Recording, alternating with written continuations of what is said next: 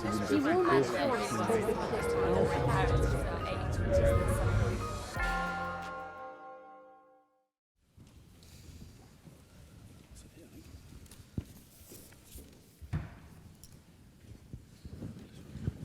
evening, Chancellor, ladies and gentlemen, and it being Oxford, I know there are lords and knights.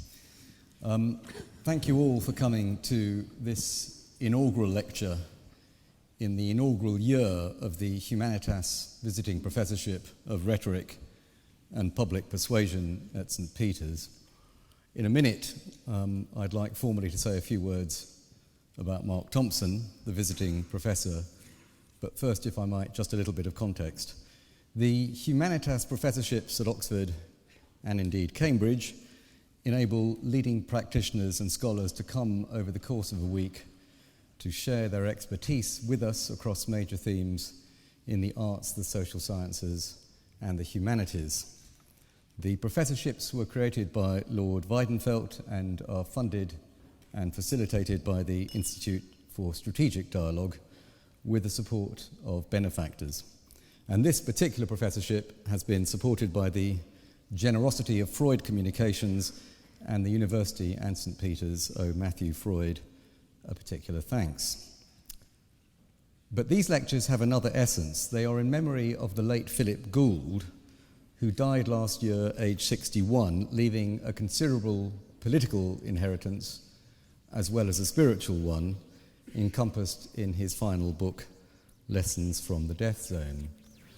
Philip Gould was, of course, Tony Blair's principal pollster and strategist, and anyone who met him knew that he thought long and hard about the relationship between the media, policy formation, and politics, not merely as a tactician trying to gain legitimate political advantage, but because he knew that these relationships are often decisive in defining the nature of democracy itself. And so to tonight's visiting professor. Mark Thompson was a humanities student here in the late 70s. By here, of course, I mean Merton, where he read English. He survived that, rather more than survived that, in some style, before joining the BBC, where he rose fast and high. Mark is at root a journalist. He edited the main evening television news programme and subsequently Panorama, before running large parts of BBC Television's general factual output. He was subsequently, among other things, controller of BBC Two and head of television, and he became chief executive of Channel 4 in 2002, before a BBC crisis, and yes, there have been BBC crises before this one, resulted him becoming Director General in 2004. He was a truly outstanding Director General. Think of the iPlayer, the success of BBC 4 television, to licence fee settlements, a Royal Charter, but above all, the quality and range of the BBC's output. Before he decided earlier this year to opt for a quieter life, or so we all thought. Instead of which, he discarded the quieter life and was offered and accepted the job as chief executive of the New York Times. Clearly, Mark can't stand the thought of a quiet life in Oxford, where he has lived with his family for many years, and prefers to lead venerable media institutions where there is endless public scrutiny and just as much self-scrutiny. I'm thrilled that he's agreed to be the first visiting professor in rhetoric and public persuasion. And I hope I can add, it is also for me a very real and personal pleasure. His overall title is Policy, Rhetoric, and Public Bewilderment, the Cloud of Unknowing. And this first lecture asks, is Plato winning the argument? Ladies and gentlemen, Mark Thompson. Thank you.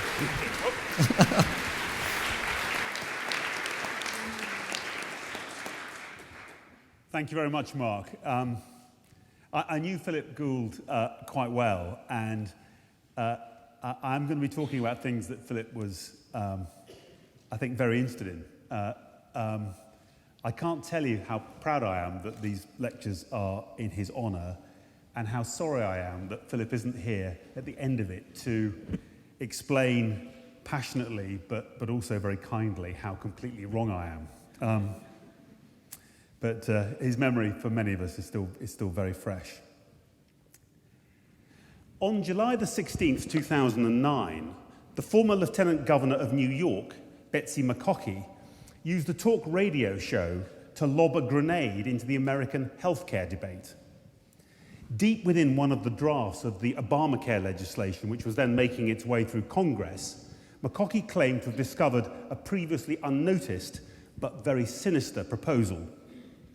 Quote, "One of the most shocking things I found in this bill, and there were many, is on page 425, where the Congress would make it mandatory that every 5 years, people in Medicare have a required counselling session that will tell them how to end their lives sooner, how to decline nutrition, how to decline being hydrated, how to go into hospice care.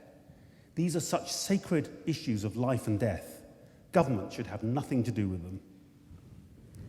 Now, there are two things to say about this claim. First, it's untrue. This section of the bill, which McCoskey was referring to, section 1233, did not call for compulsory end-of-life counselling sessions. Such sessions would have remained entirely at the patient's discretion. All it would have done was to cover them under Medicare, the federal program which pays many of older Americans' medical costs. But the fact that it was untrue, and indeed was promptly and definitively refuted, did nothing to stop it quickly gaining currency in the days that followed. Many of America's most influential conservative commentators, Rush Limbaugh, Sean Hannity, Laura Ingraham, took up the claim. So too did a number of Republican politicians. There were op-ed pieces in conservative papers, and of course, innumerable tweets and blogs and Facebook postings. The claim began to be rounded out. Laura Ingraham cited her 83-year-old father saying, quote, "I don't want any government bureaucrat telling him what kind of treatment he should consider to be a good citizen. That's frightening." That phrase, a good citizen, spells out the suspicion that what Section 1233 was really about was healthcare rationing. Now, Liberal commentators and politicians mounted a counter-barrage of their own, excoriating the myth or hoax of Section 1233. On Morning Joe, Joe Scarborough joked about the Grim Reaper clause. But on the other side, most of the discussion was predicated on the assumption that McCoskey's claim about the bill was not a myth, but a simple statement of fact. Then, on August the 7th, Sarah Palin entered the frame with a posting on Facebook which included the following words: "The America I know and love is not one in which my parents or my baby with Down syndrome will have to stand in front of Obama's death panel so his bureaucrats can decide, based on a subjective judgment of their, quote, level of productivity in society, whether they are worthy of health care. Such a system is downright evil." Now, what followed is well known. Within a few days, the freshly baked term death panel became one of the best-known utterances in modern political history. It was everywhere, on radio, TV, the newspapers, the web, Twitter, spread not just by its authors and their supporters, but by those who were frantically trying to debunk it. By the middle of August, an opinion poll by Pew suggested that no fewer than 86% of Americans reported having heard the term, 30% believed it was a real proposal, the proportion amongst Republicans was 47%, while another 20% said they weren't sure whether it was true or false. Given the clutter of modern media, these numbers are astonishing. Despite all denials, belief in the death panels remained stubbornly high, and a few months later, the Democrats dropped the underlying proposal. Earlier this year, the Obama administration again raised the possibility of covering end-of-life counselling under Medicare. But once again, the death panels threatened to take flight, and once again, the proposal was promptly dropped. The issue is now politically decided for the foreseeable future. A phrase which exaggerated and distorted a claim which was itself false and which anyway had virtually nothing to do with the central thrust of Obamacare had changed both the course of politics and the law. It's probably the only thing that many Americans can now recall about the whole healthcare debate. The veteran conservative firebrand Pat Buchanan put it this way, quote, "Of Sarah Palin it may be said The lady knows how to frame an issue. Now, I'll take a closer look at this intriguing morsel of public language, the death panel, in a moment. But first, I want to take a step back and consider a broader question, namely the widespread view that something has gone awry with the character of our politics and the way in which political questions are debated in America, Britain, and other Western democracies. Democracy's a rough business, and disquiet about it is hardly new. Read Thucydides or Burke. But arguably, there's some real-world evidence to support present-day anxiety. Declining turnout and increasing voter apathy in many countries. Increasing polarisation in both the US and the UK around issues, health, education, foreign affairs, which used to attract fair levels of cross-party consensus and compromise. A sense of sclerosis in decision-making in the US and many other political systems. Polls suggesting that in many countries, trust in politicians and what they say is falling and suspicion rising. And finally, declining readership and audiences for many of the newspapers and news broadcasts which deal seriously with public policy issues. But of course, what lies behind these phenomena is itself fiercely debated, as is that question which in contemporary public debate is always the most pressing of all. Who is to blame? For some, it's the politicians. Usually, it must be said, political opponents. Under this view, there was a moment when some rascally or mentally deranged crew got into power and started to undermine the integrity and reasonableness on which democracy depends. Clinton, Bush and Cheney, Blair and Campbell, Brown, Obama, the right, the left, the Tea Party, the liberal conspiracy, excessive partisanship, extremism, spin. There's a growing literature devoted to this theory.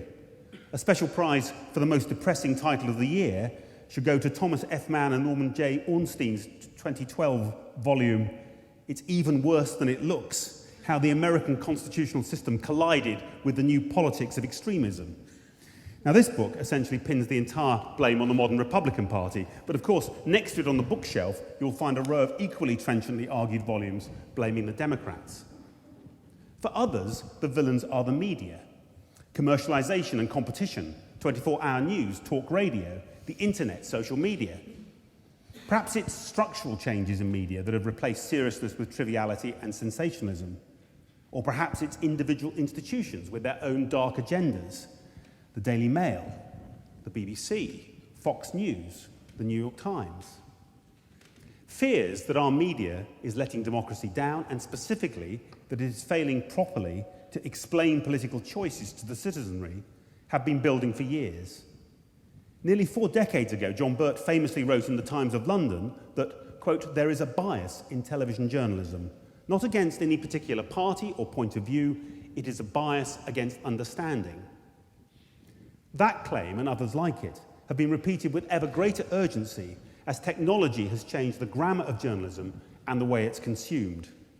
Tony Blair's 2007 Feral Beast speech argued that the resulting competition between media outlets has led to a savage hunt for what he called impact journalism, in which responsible reporting is replaced by character assassination. So, the politicians, the media. Finally, one sometimes hears politicians and others wondering privately whether the real culprits aren't the public themselves. Perhaps they've changed, become more trivial, more selfish, less civically minded, less able to concentrate. Now, you'll all have your own views about these explanations. I'm sceptical about any theory which relies on the premise that human nature has changed or which is predicated on the turpitude or madness of one political party or media organisation. Demonising your opponent seems to be more like a symptom of the problem than a diagnosis. Nor do such theories explain why the same or very similar trends are apparent in different countries and in different left-right combinations. As you'll hear, I believe that the structural and behavioural changes we're seeing in media are relevant. But unlike Tony Blair, I believe they're only one part of the story. And for me, what lies at the heart of that story is language. Watching the global financial and economic crisis unfold over the past few years from the vantage point of the BBC, I've been struck by how hard everyone, politicians, columnists, specialist journalists, academics, has found it to explain what is happening and why to those who've been most affected by the shock. Remedies are proposed, which politicians duly promote or disparage. Monthly economic data is released.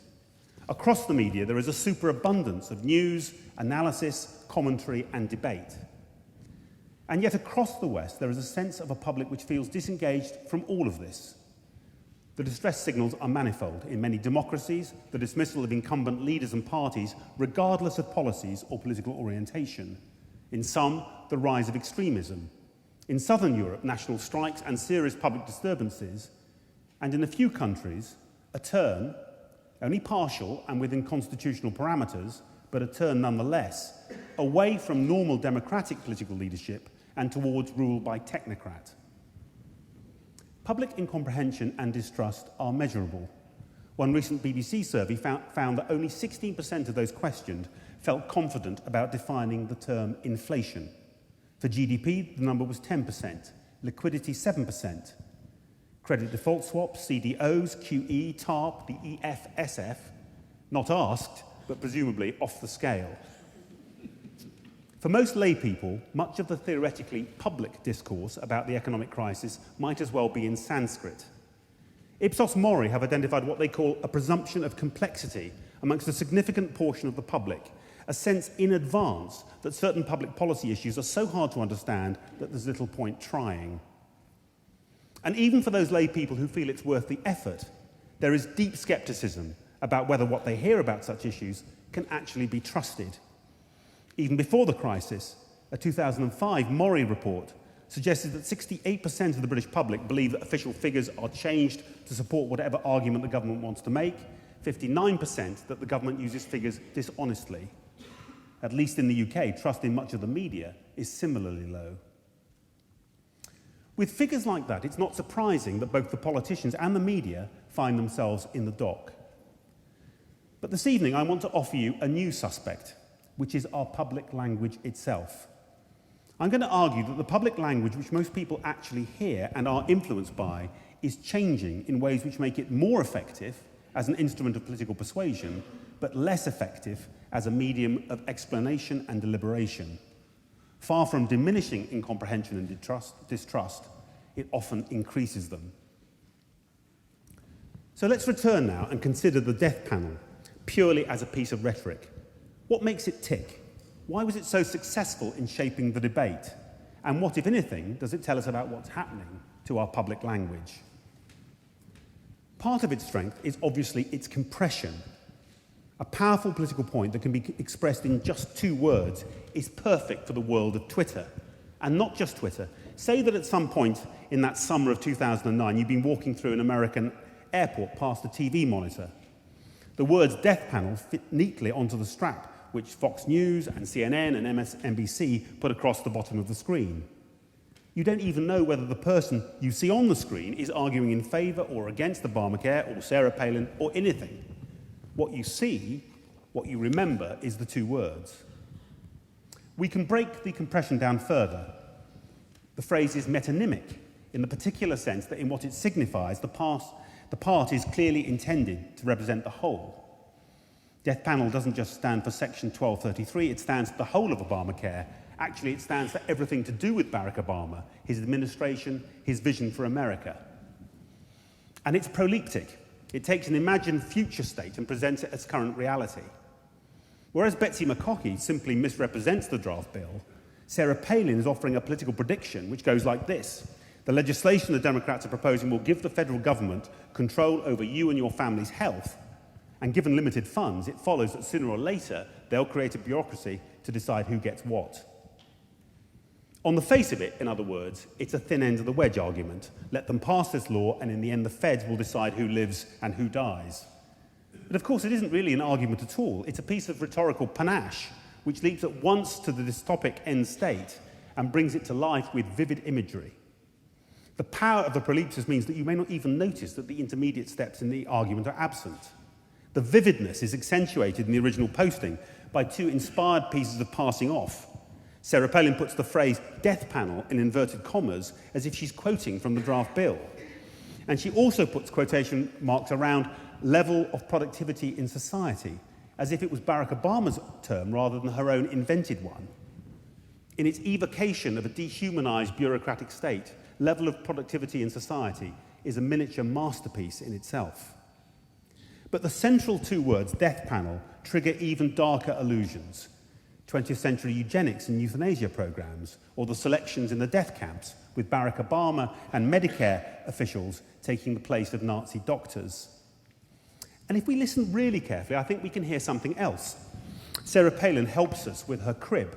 Quote, "The America I know and love is not one in which my parents or my baby with Down syndrome will have to stand in front of President Obama's death panels." The mention of Trig Palin, her Down syndrome child, signals how far Palin has generalised and radicalised an argument which began with the relatively modest claim that the elderly were going to be badgered into refusing further treatment. Now it's about killing the young. But it does something else as well. As an American voter, you might be forgiven for thinking there are two classes of public policy question: those which go to the heart of religious, cultural and ethical differences. The debates about abortion and gay marriage are obvious examples. And those which are essentially managerial. What's the best way of securing the US's energy security? How can we prevent another shock like Lehman Brothers? You might further conclude that the question of healthcare reform fell into the second category. Sarah Palin says no. Her previous public mentions of Trig have always been in connection with her opposition to abortion, and for her, Obamacare raises very similar issues. It's a battle between the forces of good and evil, literally evil. She uses the word evil.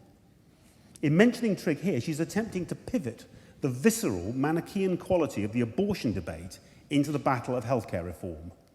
When it comes to abortion, the two sides believe there can be no compromise. Sarah Palin says the same is true of healthcare. You can't compromise with people who mean to slaughter your children. And that's the final point to make about the language of the death panel. It's maximal. In all respects, it states its case in the strongest possible terms. What Sarah Palin claims to be uncovering is nothing less than a conspiracy to murder, with Barack Obama playing Catiline to her Cicero. And just as with the four in Catilinum speeches, there's no could or might about it. Presumption of good faith on the part of your opponent is long gone. This is a fight to the political death. It's a rhetoric which doesn't seek to dispel distrust about politicians, but to foment it. But the difference between Sarah Louise Palin and Marcus Tullius Cicero is that she does it in a handful of words, essentially two words. And it worked. Now, perhaps the death panel leaves you cold. Perhaps you find it grotesque or comical. It's amazing to you that anyone could be taken in by something so crude and excessive. But all rhetoric is designed for a particular time and a place, and above all, for a particular audience. It's a supremely tactical art. And the death panel was not intended for you. For the audience it was intended for, it was devastatingly effective, like a shaped explosive charge punching through an opponent's political armour plating. And yet, in one respect, it is an utter failure. It is so tendentious, so abstracted from the real and difficult decisions and trade-offs which must be faced up to at the limits of all healthcare systems, including America's pre-existing one. It is so purely partisan in intent and meaning that it makes the real policy choices associated with Obamacare not easier, but harder to understand. Explanatory power has been wholly sacrificed in the interests of rhetorical impact. The death panel is an extreme case of what I take to be a broader trend in public language, which is a growing avoidance, at least when the public at large are listening, of long-form and explicit argument about underlying issues in favour of a rich but cryptic semaphore, often in the form of lapidary words, phrases and gestures, sometimes expressed at greater length, often composed of vivid examples or anecdotes which are presented to us as deeply revealing and out of which a new kind of argument can be created, a hole-in-one argument with no need for further evidence or inquiry or debate. It's the language of partisanship, character, intentionality, values, and of solidarity with one's own side. It is sometimes, as the death panel is, the language of the conspiracy theory. It is never the language of explanation. And the result is what I've called, shamelessly stealing the title of a work of medieval English mysticism, the Cloud of Unknowing. In my Cloud of Unknowing, a political career can be scuppered by a single word. In the case of Andrew Mitchell, the improbable, yet non-survivable word, pleb. A word which, remember that we're in the cloud, he may never actually have said. In the cloud, that simple, artless phrase, "I'm sorry," can have so much political strategy and media expectation pumped into it that for a day or so it floats above the political landscape like a giant dirigible, at least until a genius armed with auto-tune launches the equivalent of a Stinger missile at it, and suddenly Nick Clegg is singing on YouTube, and we can savour the strangeness of the original speech act in all its deconstructed glory. Other words float in the cloud: choice, fairness, opportunity, freedom, change. It's hard to think of many contemporary politicians who haven't found themselves using at least one of them. These words sit beyond argument. Who, after all, could be against any of them? They're usefully ambiguous in that different listeners can apply quite different, perhaps even contradictory meanings to them, depending on their perspective. But they sound crystal clear. And each is typically used in isolation. There's no sense of tension or the potential need for trade-offs between them. The cloud is full of concentrated phrases and anecdotes which seem to define a moment or decide an election or settle an argument. The People's Princess, Jennifer's ear, Bigotgate. When it's a phrase, it's often misremembered. There's no such thing as society. In other words, it's not actually what the person said, but in the cloud, knowing that a quote has been doctored or even made up doesn't matter. If it fits a preconception or a pre-existing narrative, or is sufficiently and satisfyingly ironic, the view seems to be that the person should have said it, or perhaps even in some deep Freudian sense did really say it, even if they didn't actually do it. In the cloud, political debates can be very brief affairs. One politician signals that he wants to see the return of O-levels. Within a second warns that a generation of children will be consigned to the scrap heap. Now, neither the O-levels or the scrap heap are literal, of course. Everyone knows that the technocrats responsible for education policy will never be content simply to dust off exam papers from the 1970s.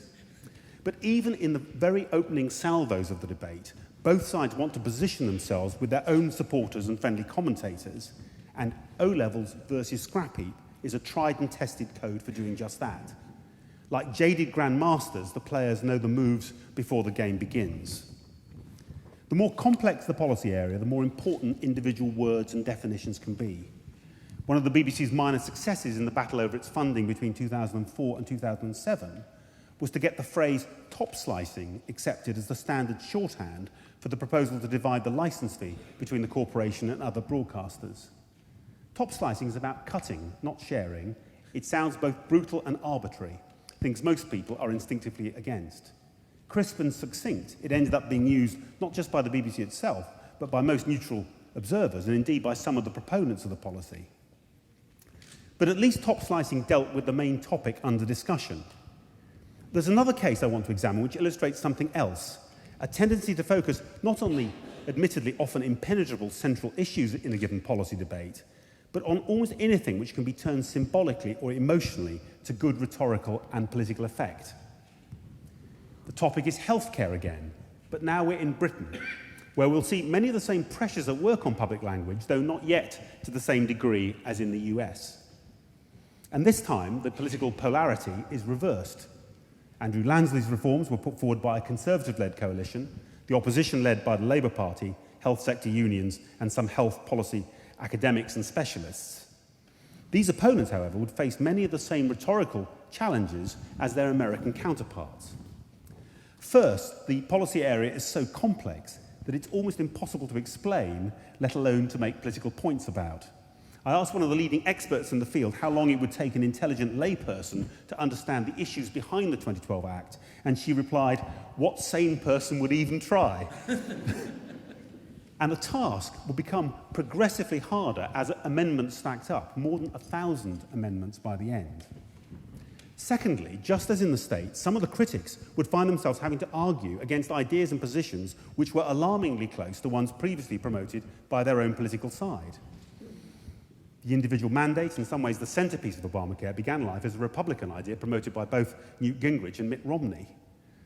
Over here, for years, successive governments of left as well as right have accepted that the best way to improve the quality and allocation of resources within the NHS is to inject greater choice and competition into the commissioning of health services.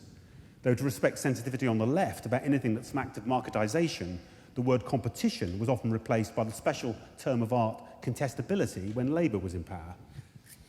Betsy McCaughey and Sarah Palin had seized on Section 1233 because even though it was peripheral to the Obama plan, it was easier to understand than the world of individual mandates and health insurance exchanges, and also because it could be made to speak to intentionality.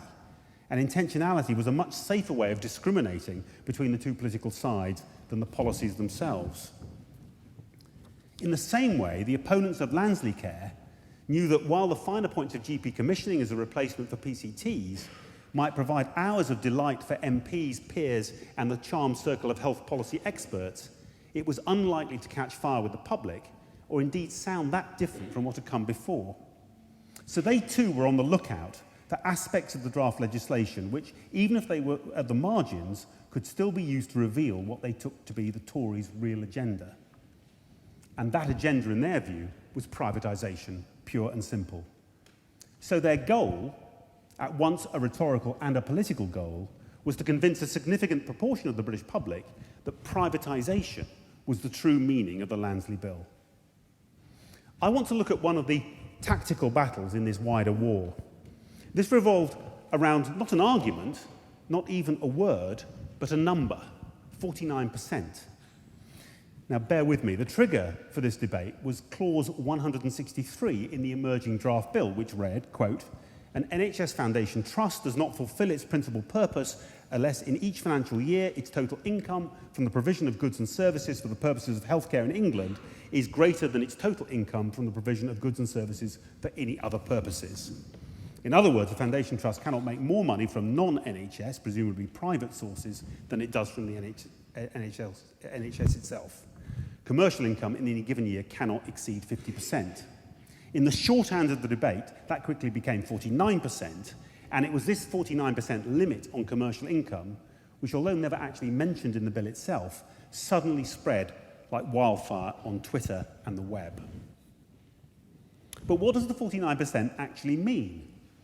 It's hard to believe that a raw percentage, that basic building block of the technocrat's art, can have multiple meanings, but in reality, numbers can carry a cargo of meaning every bit as rich as words. To a conservative, the 49% might indeed be seen as a long-term stake in the ground for the economic liberalisation of the health service. Though given that the bill maintained the universal right to NHS care, it was unclear where this new army of private patients to consume those 49% of health resources was actually going to come from. To a Liberal Democrat, the 49% was unintelligible in isolation from the system of checks and balances they claimed they'd won from their coalition partners. In reality, they said, foundation trust hospitals couldn't increase their private income above 5% without a vote from the governing body, not to mention scrutiny from the regulator. The 49% was just a backstop. But to many of the opponents of the reforms, the 49% was of great significance. On the 8th of March this year, under the banner, quote, "The Tories are disemboweling the welfare state, sheep-like decent Lib Dems can only watch," Polly Toynbee wrote, "On Thursday, Shirley Williams led her erstwhile rebels into the government lobby to vote for hospitals' right to use 49% of beds for private patients." Polly has simplified clause 163 into a new right which hospitals are being granted, and she's reified the 49% and brought it to life by making it 49% of hospital beds. Many of the tweets which followed this column assumed that the privatisation of half the NHS's facilities would happen as soon as it became law.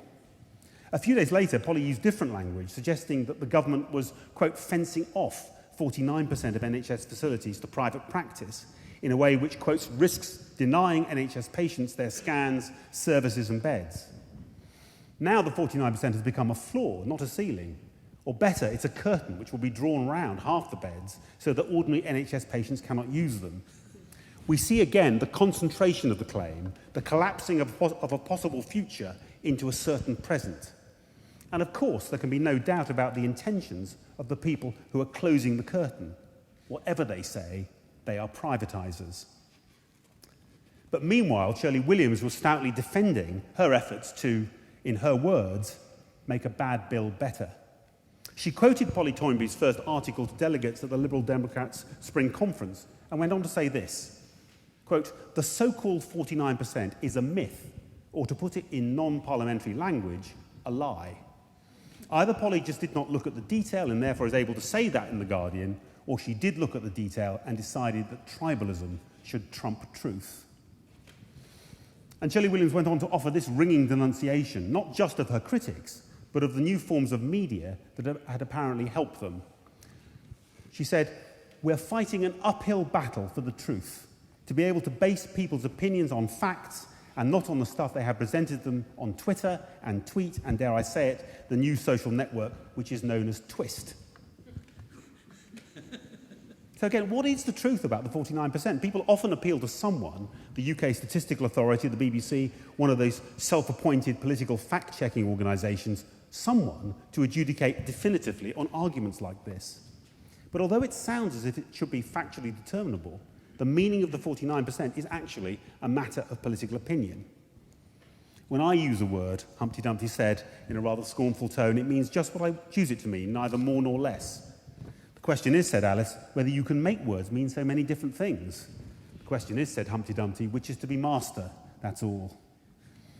And to state the obvious, hearing a revered politician and a very distinguished journalist, both of whom are known for the seriousness of their thinking on social policy over decades, to hear them trade one-liners over the meaning of a number which doesn't even appear in the legislation is hardly likely to have helped the public understand the actual provisions and practical policy questions raised by the Health and Social Care Act 2012. The bill was eventually passed in substantially amended form, but in some respects the bill's opponents could be said to have won the rhetorical battle. Murray found consistently low levels of public understanding of what was proposed. At no point did those claiming to understand the bill rise above 30%. But when asked what the reforms involved, by far the most common answer was privatisation, and that figure grew over the period. That was always the word Andrew Lansley's opponents were trying to land. And we should note something else. Shirley Williams mounts a spirited defence of the Lib Dem position with some sharp catchphrases of her own, that tribalism trumping truth line, and her joke about the social network Twist. But a rhetorical asymmetry has opened up. It's becoming harder to argue in favour of compromise than against it. In my time as a journalist and editor, I've seen the noun compromise itself become a pejorative, and the adjective uncompromising a compliment. To change one's mind is to execute a U-turn, or in the States, to flip-flop. To meet a political opponent halfway is treason. Anything less than utter certainty can sound, and I mean literally sound, weak or false or both. So, quotes, making a bad bill better, though of course redolent of the give and take on which all democratic government is based, is now a risky thing to admit to in public. Surely the right thing to do with a bad bill is not to amend it, but to abolish it. In the case of Andrew Lansley's health reforms, this is exactly what the Labour Party is now committed to, which probably means that the NHS can look forward to further waves of reform as far as the eye can see. Earlier this year, when one of Mitt Romney's advisors suggested that perhaps if he became president, that he should only repeal the bad parts of Obamacare, the right reacted with real savagery. Here's the Conservative blogger Eric Erickson. If a Republican gets into the White House and does not sweat blood trying to repeal Obamacare in its entirety, regardless of success, I predict the end of the Republican Party legitimately. If the GOP takes back the White House, its voters will expect a real fight, not a half-hearted attempt. The most interesting words in that quote are in the parenthesis, regardless of success. Solidarity with one's own supporters and ideology is more important than improving a given piece of legislation. It is better to fail purely than only partly to succeed. Ranged against the language of compromise, the language of radical solidarity is simpler and more powerful. So today, the death panel and the 49% float together in the cloud of unknowing, the cloud which purports to make difficult issues easy to understand, but which raises more questions than it answers. And it's a cloud of images as well as words. Sometimes a group will choose a visual rather than a verbal rhetoric to convey a particular message, flag burning or shoe throwing, or more innovatively, the tiny tents of the Occupy movement under the tall, impersonal towers of Wall Street and the City of London. One way of thinking about 9/11 is as mass murder conducted to create a single piece of rhetoric, in this case a few seconds of television footage of aeroplanes hitting skyscrapers and the skyscrapers subsequently collapsing. The Twin Towers stand for Western might and Western values. Their collapse, the possibility that that might and those values can be laid low. The flame and smoke, the falling walls, bring that hoped-for future destruction into the present. Metonymy and prolepsis. Let me sharpen up my claim. It's not that traditional rhetoric has disappeared. On the contrary, some of the greatest orators who've ever spoken, Nelson Mandela, Bill Clinton among them, are alive today. Nor is it that traditional political debate is dead. The work of government goes on, laws are passed. There are still moments when what happens on the floor of the Commons or the Senate or the many other assemblies across the West matters most, though such occasions are rarer than they used to be. Nor is it that the information on which someone might base a reasoned understanding of a given issue has become less available. Far from it. There's probably more of it today than at any previous point in history. Nor am I claiming that highly synoptic language or ringing and memorable phrases are something new. Let them eat cake. The only thing we have to fear is fear itself. No, my claim is that for a series of reasons which are not principally the fault of any one political persuasion, nor of our political class, nor of our media, we're seeing a growing concentration of public language into would-be knockout blows, rich in illusion, but abstracted from issues they purport to illuminate, and that the public discourse, which the public themselves are most likely to hear, is undergoing a change, which, though not necessarily a change in kind, is potentially dangerous. The word rhetoric has two broad senses in English. One is negative, as in the phrase empty rhetoric. Under this meaning, rhetoric is sweet talk, a dubious art which allows a shyster to dress up their argument with eloquent words and make it sound stronger than it is. The suspicion of rhetoric is particularly salient in the English-speaking world, but it has ancient precedents. But so far this evening, I've been discussing rhetoric in its more neutral sense, meaning the art of public language. In other words, the language of politics, public policy, the law courts, and so on, the language in which issues which matter collectively to a society are deliberated and decided. Rhetoric is a fact of life in all societies, but the more open the society, the more central rhetoric becomes. It's impossible to imagine a democracy without debate and discussion, and therefore competition in acquiring and mastering the skill of public persuasion. Perhaps you prefer to imagine rhetoric as a superficial layer, beneath which lies a pristine layer of pure policy. The reality is that in democracies, the substance and the articulation of policy are always tangled up with each other, and to claim otherwise is itself to make a classic move in the rhetorical game. And at least in principle, rhetoric performs a vital role in an open society, which is to provide a bridge between the professionals, the political leaders and civil servants, and the public at large. It is through an effective public language that average citizens can both understand and contribute to public questions.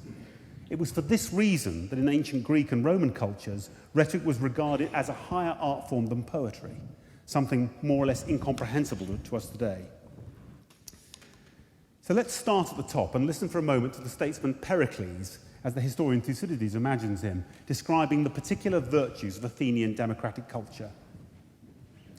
Our people are interested in the private and public alike, and even amongst ordinary working people, you'll find no lack of insight into matters of public policy. Unlike others, we Athenians decide public decisions collectively for ourselves, or at least try to arrive at a clear understanding of them. We don't believe that debate gets in the way of action. It's when you act without proper debate that you get bogged down. It is rhetoric, the language of explanation and deliberation, as well as of persuasion, that enables this collective decision-making to happen. Pericles himself, Thucydides tells us, was the most influential man of his time in words as well as deeds.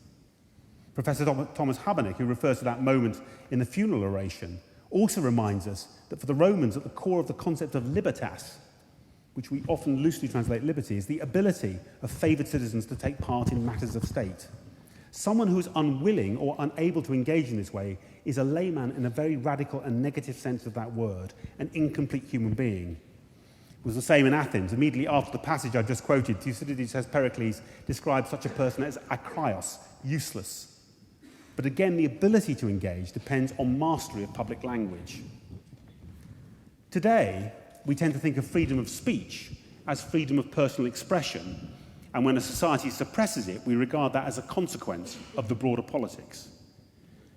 But for at least some in the ancient world, the causality runs the other way. It's when public language fails and collective deliberation is no longer possible that democratic and republican institutions collapse and oppression ensues. In Book 3 of his history, Thucydides adduces a change in language as a key factor in Athens' descent into demagoguery and political failure. People, he says, began to define things in any way they pleased, and, quote, the normal accepted meaning of words broke down. And here from Sallust's account of the Catiline crisis in Republican Rome is a warning, a rather stern warning from Cato the Younger, quote, we have long since lost the true names for things. But there were others in the ancient world who were skeptical about rhetoric even in principle. In Plato's Gorgias, Socrates tells Gorgias that rhetoric is not an art at all, but a knack. Whereas philosophy aims at the truth, rhetoric is a form of flattery, a fake or imaginary version of politics. And for Plato, this antipathy to rhetoric is bound up with a wider skepticism about democracy. In the Republic, Plato warns that democracies inevitably degenerate via mob rule to tyranny. Instead, famously, he argues for rule by philosopher kings, in other words, government by a technocratic elite who will not have to persuade the general population of anything, but can manage the state with objective skill and knowledge. On the face of it, the immense success of modern Western democracy in driving economic growth, social advancement, and human flourishing suggests that Plato's misgivings are misplaced. Our democracies differ in one important respect from that of Athens. They are representative. The people delegate power to elected officials and do not have to be as conversant with day-to-day issues as voters in Athens did. Though even in a representative democracy, public ignorance of and disengagement from public policy cannot be healthy. And there are other real pressures playing on the representative model. Plebiscites and referenda are becoming more common in many democracies. So too, driven by the kind of political rhetoric we saw in the US healthcare debate, are pledges and contracts in which those standing for election declare that come what may, they will vote in accordance with a prior commitment given to electors. These pledges are a specialised rhetorical gesture in themselves, and the penalty for breaching them is growing, as Nick Clegg and his colleagues discovered in relation to university tuition fees. Arguably, the pledges speak of a distrust not just in a given set of politicians, but in the idea of representative democracy itself. Add this distrust to the broader distrust of politics I discussed earlier, and voter apathy, and perhaps we cannot dismiss Plato's attack on democracy quite as easily as we would have done a generation or two ago. So let me sketch out a hypothesis about how we've got to where we are now. And you'll see that I don't place language at the end of the story, but in the middle of it, as a cause as well as a consequence of change. So background and context first. In the deep background are 3 centuries in which Enlightenment critical rationalism and skepticism, and the reaction to them, have left us with a pervasive climate of suspicion composed of 2 opposing camps. A suspicion of all traditional forms of purported authority, church, state, class, and so on. And in reaction, a contrary suspicion of everything which it is proposed should take their place.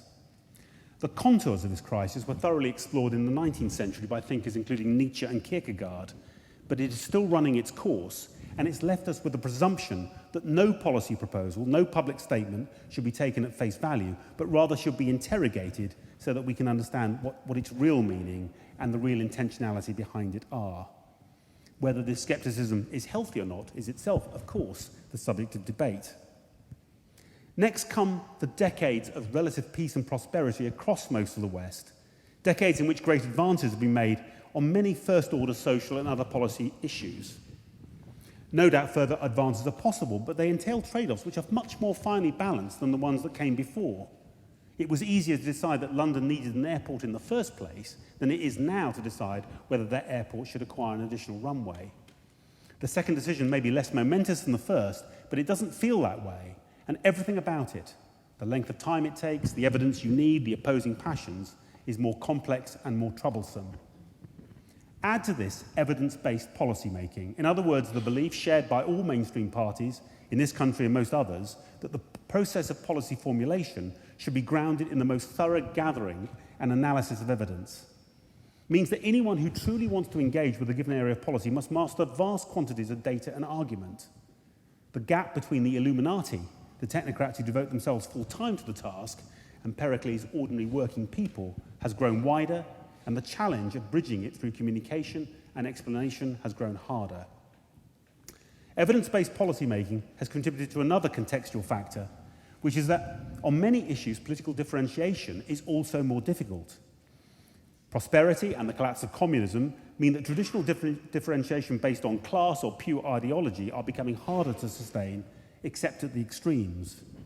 The ascendancy of political managerialism, the judgment of the success of governments increasingly against a set of objective metrics, GDP growth, unemployment, inflation, and so on, combined with the fact that a new minister from whatever political background is likely to be confronted by his or her civil servants with the same analysis and the same basic policy prescription as their predecessor, make it more difficult for politicians to look and sound different from their rivals. But meanwhile, our understanding of language itself has been changing and deepening both through academic research and the needs of marketeers and advertisers.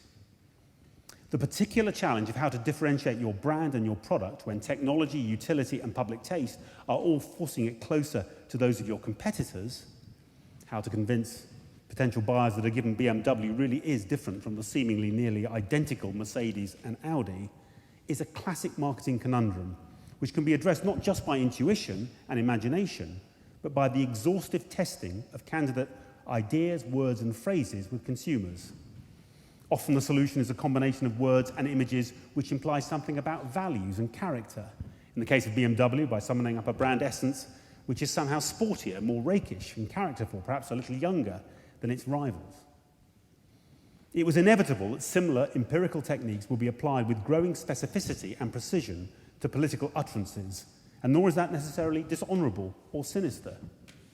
Philip Gould believed passionately in the cause of New Labour, and to him it was obvious that he should do everything he could to help New Labour express its ideas as effectively as possible.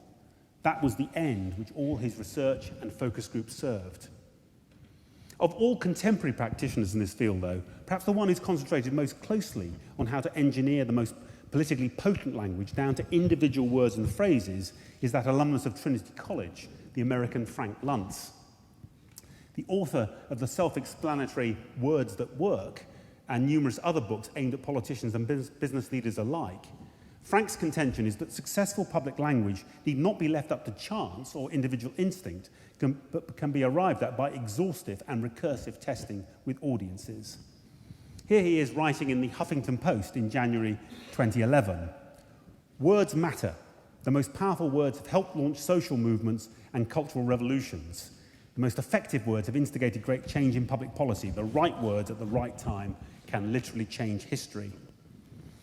Frank then goes on to offer his readers what he says on the basis of research are the 11 key words and phrases that politicians and other leaders should use in 2011. Most are disarmingly simple. Imagine remains a very powerful word apparently. So too, unsurprisingly, is integrity, especially in the phrase uncompromising integrity. Note again how problematic the word compromise has become. He also strongly recommends the phrase, I get it. This explains not only a complete understanding of the situation, but a willingness to solve and resolve it. It's short, sweet, and effective, and too few leaders use it. And Frank recommends its use not through his own instinct, but because he's seen and measured audiences' responses to it again and again. Rhetoric, which was once the queen of the arts and accessible at its highest level only to those of genius, a Demosthenes or a Cicero, a Lincoln or a Churchill, is acquiring some of the attributes of an empirical science.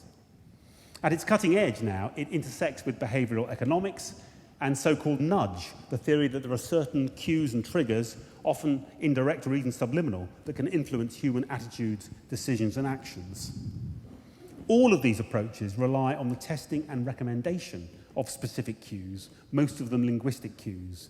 The inevitable consequence is a systematic concentration on the research and use, not of long passages or even of entire sentences, but of individual words and phrases. Until recently, the only way of analysing a piece of language in this way was through qualitative and quantitative market research.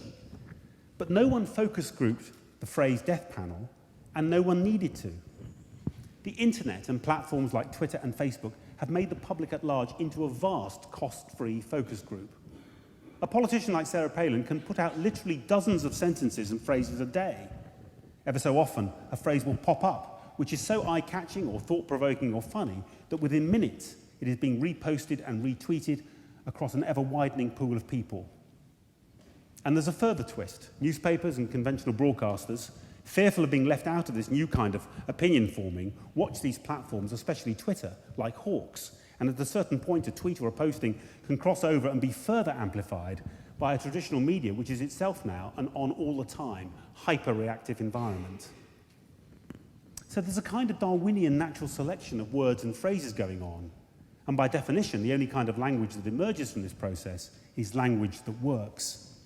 And it works characteristically for the same reason that Frank Luntz thinks that the phrase, "I get it" works, or the death panel, or the 49%, or even, horrifically, the aircraft crashing into the side of the World Trade Center. Because it's short and simple. You hear it or see it, you get it, you pass it on. A deep background of social and cultural suspicion. Policy which is more complex and more finely balanced than ever before. Politicians struggling with the challenge of differentiation. Around a century of empirically based advances in our understanding and construction of public language. Digital technology and its impact on the way new and old media alike report and influence that language. It's not wicked politicians or a perverted media or a disengaged public, but these 5 factors taken together which provide what I believe is the most compelling explanation for the changes in public language I've explored this evening, with all their attendant consequences for our wider political culture.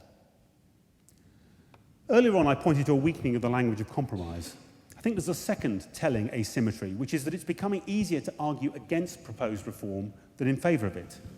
It's not that reform is impossible. As I've noted this evening, we've seen governments both here and in America passing controversial healthcare reform despite concerted opposition. But the greater power of critical, deconstructive rhetoric and its ability to sow the seeds of doubt, not just about the reforming policy themselves, but about the motives of those who are promoting them, means that the political cost of such reforms can be high. So reform, in whatever direction, is getting harder. And some politicians are beginning to believe that the bigger the attempt to communicate and explain a given set of proposed reforms, the more likely they are to get bogged down in polarised party political argument. Earlier this year, in The New Yorker, Ezra Klein quoted Jim Cooper, a Democratic congressman, giving this rather bleak assessment of how counterproductive it can be to attempt to argue out loud for the reforms you believe in. Quote, this is about Barack Obama's success with reform. Quote, the more high-profile a communications effort, the less likely it is to succeed. In education reform, I think Obama has done brilliantly, largely because it's been out of the press. But on higher-profile things like deficit reduction, he's had a much tougher time. This doesn't mean that reform is impossible, but it does mean that governments have to pick their fights carefully. It also means that there are real limits on what can be proposed in the way of reform without intolerable political cost. Despite the heat and noise, what is striking about the debates in this country about the NHS and public spending and taxation is how narrow the immediate policy gap between the parties often is. Whether you believe in significantly higher or lower taxes, or higher or lower public expenditure, if you come to power, you will find that the political friction involved in making the case beyond the first few percentage points rises up a frightening parabola. In placid times, this may provide stability, but supposing we encounter a situation when drastic action is called for. What if, for example, the worst scenarios about climate change were shown to be valid and immediate and radical steps had to be agreed and taken? Do we still have a public language capable of supporting such decisions? Europe's economic crisis is not as serious as that, but it still means bitterly painful policy decisions in many countries. So far, Europe's democracies have survived intact, though the fault lines, I believe, are more visible by the month, and those fault lines are directly related to the issues I've discussed this evening: public confusion, public suspicion, the ascendancy of political rhetoric over policy explanation. Let me close by answering my own question. Is Plato winning the argument? No, not yet.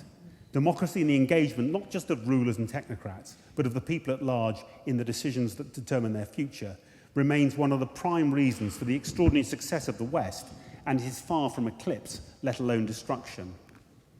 But if I'm even only partly right in suggesting that our public language is entering a decadent phase, less able to explain, less able to engage except in the purely political, more prone to exaggeration and paranoia, then the risk is that a public language and a set of institutions which were once a source of competitive advantage, as well as a guarantee of freedom, may falter.